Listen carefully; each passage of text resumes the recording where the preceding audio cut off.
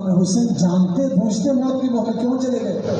اگر امام حسین یہ سب جانتے تھے، سب کچھ پہلے سے اٹل فیصلہ تھا، تو پھر شہادت کی یعنی اس واقعے کی کیا اہمیت ہے؟ یا مثلا وہ تو مجرم نہیں تھا، وہ قاتل، پھر تو یہ اٹل فیصلہ تھا، تقدیر میں لکھا تھا۔ طرح طرح کے سوالات کرتے ہیں۔ ان تمام سوالوں کے جوابات حضرت امام حسین کے 7 ذی الحجہ کو مکہ سے نکلتے ہوئے جو امام نے خطبہ دیا، اس خطبے کو آپ غور سے پڑھے تو قیامت تک آنے والے تمام اعتراضات، تمام سوالوں کے جوابات اس خطبے میں ملتے ہیں۔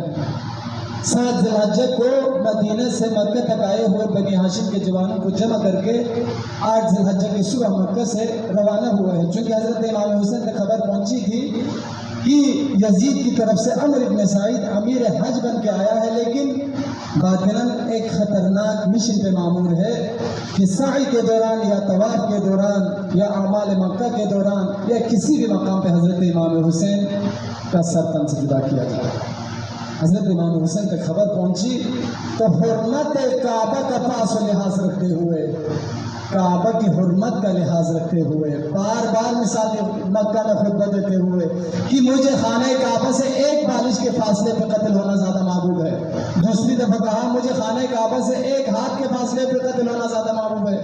یبن الزبیر لئن ادفن بشاطئ الفرات احب الی من ان ادفن بفناء الکعبہ۔ اے ابن زبیر، مجھے ادھر دور خانہ کعبہ سے دور دریائے فرات کے کنارے دفن ہونا زیادہ محبوب ہے کعبہ کے دہلیز پہ دفن ہونے سے، کہ میرا خون بہ کر خانہ خدا کی حرمت پامال نہ ہو جائے۔ حرمت کعبہ کا پاس و لحاظ رکھتے ہوئے مکہ سے حج کیے بغیر حج کو عمرہ مفردہ میں تبدیل کر کے جانے کا فیصلہ کیا۔ تو 7 ذی الحجہ کی شام کو یعنی نماز مغرب سے پہلے یہی وقت تھا۔ اسی وقت پہ بنی ہاشم کے جوانوں کو اور حج پہ آئے ہوئے لوگوں کو جمع کر کے امام نے خطبہ دیا۔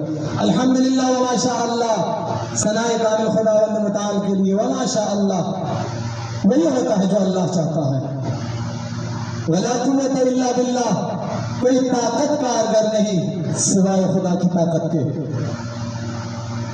خط الموت علی ولد آدم محط القلادۃ علی جیب الفتاة، موت اولاد آدم کے لیے، بنی آدم کے لیے لازم کر دی گئی ہے، اسی طرح جیسے دوشیزے کے گلے میں گلوبند کا اثر پڑنا لازم ہے، جیسے جوان لڑکی کے گلے میں سونے کا ہار لگائے تو نشان پڑنا لازم ہے، اولاد آدم کے لیے موت اسی طرح لازم کر دی گئی ہے۔ اس جملے میں بڑی تعبیرات ہیں، تفسیریں ہیں، رائے ہیں، قیل و قال ہے۔ شہید مطہری فرماتے ہیں